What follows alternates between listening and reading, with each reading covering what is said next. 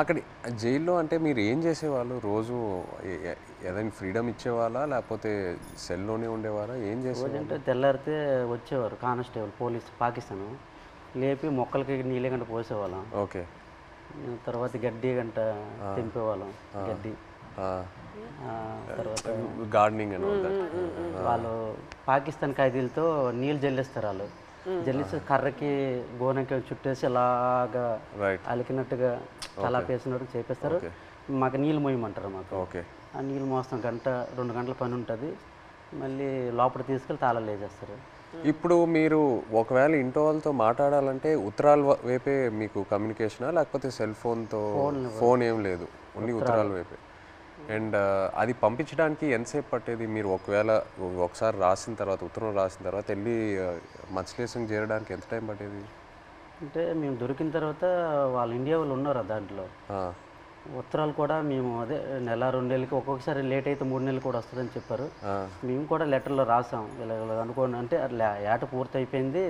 అదే రోజు తెల్లారిసరికి వచ్చే టైంకి అనుకోకుండా దొరికిపోయాం, ఇలా జరిగింది. ఒక పక్క బాధగున్నా లోపల దిగమింగుకొని మీరు శుభ్రంగా ఉండండి అని వాళ్ళకి చెప్పాం. అప్పుడు ఇప్పుడు ప్రెగ్నెంట్ అప్పుడు అదే ఏట రావాలనుకుంటాను ఊరు. నేను ఇంకా వచ్చి రావాలనుకుంటా ఇంకా దొరికిపోయింది.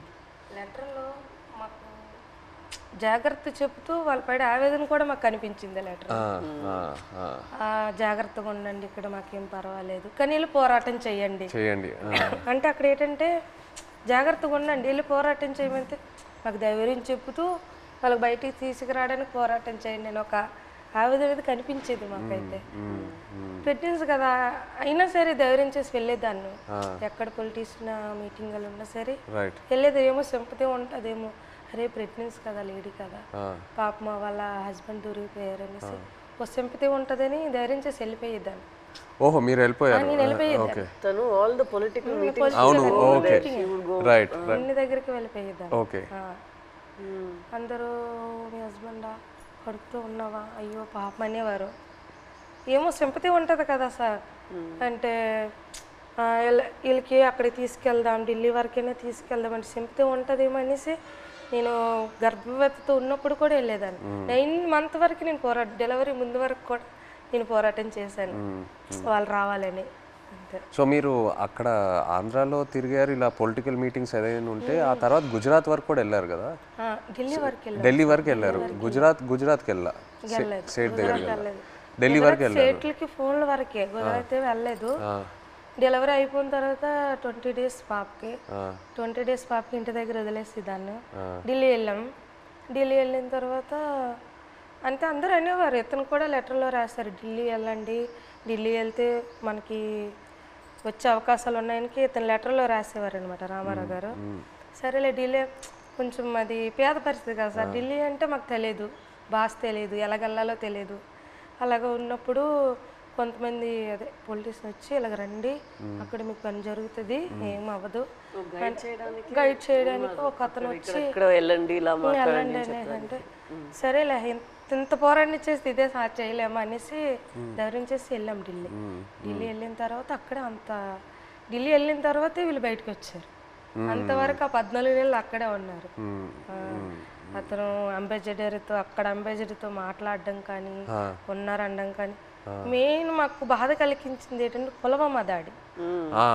ఆ దాడి ఇలాగ మార్నింగ్ ఇలాగ టీవీ వేసాను, ఇలాగ మన ఇండియన్ ఆర్మీకి ఇలాగ ఉగ్రవాదులు చంపేశారు, ఆత్మహత్య దాడి అయిందని తర్వాత అవునా ఎందుకు అనేసి వీళ్ళకి ఏం చేస్తారని ఇదో బాధ. మళ్ళీ అక్కడ మరి ఇండియన్స్ ఉన్నారు కదా సార్, ఏం చేస్తారని బాధలు ఉన్నప్పటికీ లెటర్స్ అయిపోయి 3 months. వచ్చిన లెటర్స్ బాగానే వచ్చి పుల్వామా దాడికి ముందు లెటర్స్ కంటిన్యూ అయ్యాయి. మేము పంపించింది అతనికి వెళ్ళేది, అతను పంపించింది మాకు వచ్చేది. కానీ పుల్వామా దాడి తర్వాత స్టాప్ అయిపోయింది. 3 months వరకు ఒక్క లెటర్ రాలే. ఇంకా మాకు ఇంకా టెన్షన్ ఇంకా ఎక్కువైపోయింది, అదో బాధ అనేసి ఇలాగా మరి ఇంకా లేదు ఉండొద్దు ఎక్కడ ఢిల్లీ వెళ్ళిపోతాం అనుకుని అందరం 22 ఉమెన్స్ అందరూ ఇంకా లేదు పదండి అనేసి 22 మంది వెళ్ళిపోదాం. లేదు ఇంత మా ఓన్ డబ్బులు అనుకొని పదండి అనేసి ముందడుగు వేస్తాం అంతే. ఓకే ఓకే ముందడుగు వేసుకుని వెళ్ళిపోయాం అంతే. వచ్చిందో రాందో వెళ్ళాం. అక్కడికి వెళ్ళిన తర్వాత జయశంకర్ అని విదేశాంగ మంత్రికి కల్పించారు. ఇంగ్లీష్ రాదు కదా, ఏదో మా తెలిసిన భాషలు అంటే అతను మా కన్నీళ్ళు దుఃఖ చూసి అతనికి అర్థమైపోయింది అనమాట. ఓ ఇంత బాధపడుతున్నారని ఏడుస్తాను. మా ఆవేదన చెప్తూ మా కళ్ళని నీరు వచ్చేస్తుంది. అది చూసి పాపం అతను తట్టుకోలేకపోయారు. వెంటనే ఫోన్ పాకిస్తాన్ చేశారు. మన ఇండియా అంబాసిడర్ చేసిన తర్వాత పర్లేదు ఉన్నారు, ఇలాగొస్తారు అని చెప్పారు. జనవరి కల్లా వచ్చేస్తారు అన్నారు. మా దగ్గర చెప్పారు జనవరి కల్లా వచ్చేస్తారు, రాకపోతే మీకే పాకిస్తాన్ నేను తీసుకెళ్తాను, నేను భరోసా ఇస్తానని మాట ఇచ్చాను. ఇచ్చిన తర్వాత అప్పుడు ఇంకా హ్యాపీ అంతే.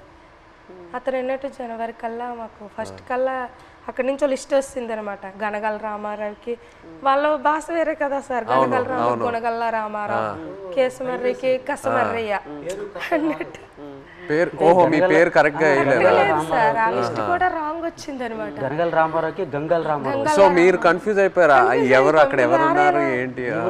సరేలే అది ఉర్దూ భాష కదా, ఏమో ఇలాగ తెలియపు ఇలాగ రాశారేమో అని మాకు మేము ఆలోచించుకున్నా వచ్చేస్తారు అన్నట్టు.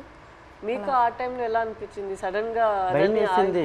పేరు డిఫరెంట్గా ఉన్నప్పుడు 22 మందిలో 21 మంది వెళ్ళిపోయి నన్ను వదిలేస్తారేటని ఒక ఇది, వీళ్ళు కావాలని వాళ్ళకి రాస్తారేటో చెప్పలేం. పాకిస్తాన్ ఓన్లీ మీ పేరే తప్పేశారా? అందరివి ఓకే అందరివి అందరివి ఏదో కొంతమంది అక్కడక్కడ పేరు గనగల రామారావుకి గంగల రామారావు వచ్చింది. గంగల రామారావు వస్తే మరి పేరు డిఫరెంట్ అయితే ఖచ్చితంగా వదిలేస్తారని ఇండియా వాళ్ళు అంటుంటారు. ఇంతకుముందు ఉన్నవాళ్ళు పాత వాళ్ళు. నాకైతే రాత్రి ఇద్దరు రాలేదు. 22 మందిలో 22 నా పేరు రాకపోతే నాకు వదిలేస్తే నాకు నిద్ర పట్టట్లేదు, తినాలనిపించట్లేదు. అప్పటికే 14-15 నెలలు అయిపోయింది, సంవత్సరం దాడిపోయింది. అప్పటికి ఇలాగ అయిపోయాను, సన్నంగా అయిపోయాను. వాళ్ళు ఏదో చపాతీలో అంటే ఏదో కలుపుతారంట అక్కడ జైల్లో. అదేదో మనకి ఏదో బరువు మోయాలని మోయలేమంట, ఆవేశం వచ్చేస్తుందంట. వాళ్ళు చెప్పిన మాటలే అప్పటికే సన్నంగా అయిపోయాను.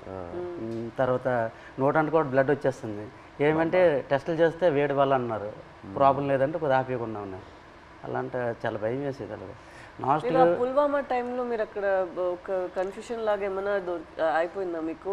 అయిపోయింది మరి. ఏదో వేరే సెల్లో పెట్టేవారంట అక్కడ, ఏదైనా బయట ప్రమాదం ఏదైనా జరిగితే. అంటే బీహార్ జైల్లో ఒక పాకిస్తాన్ ఖైదీకి ఇండియా వాడు చంపేశారని తెలిసింది మాకు. అక్కడ జైల్లో టీవీ ఉంది మాకు చూస్తుండగా. చంపేస్తే మాకు తెలీదు. మాకు 4 రూమ్లలో అందరికి ఒక్క రూమ్లో బంధించేస్తుంటారు.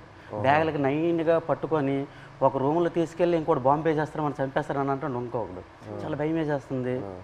అప్పుడు ఇంకో అందులో కానిస్టేబుల్ ఉంటారు కదా కొందరు పాకిస్తాన్ వాళ్ళు, ఆయన లేదు అక్కడ మీ ఇండియా కూడా మా పాకిస్తాన్ ఖైదీ చంపేశాడు కదా, ఇక్కడ మీ వాళ్ళకి ఏం జరగకంటే మీరు అందరికీ ఒక రూమ్లో పెడతాను, మీరు జడవద్దని చెప్పాడు.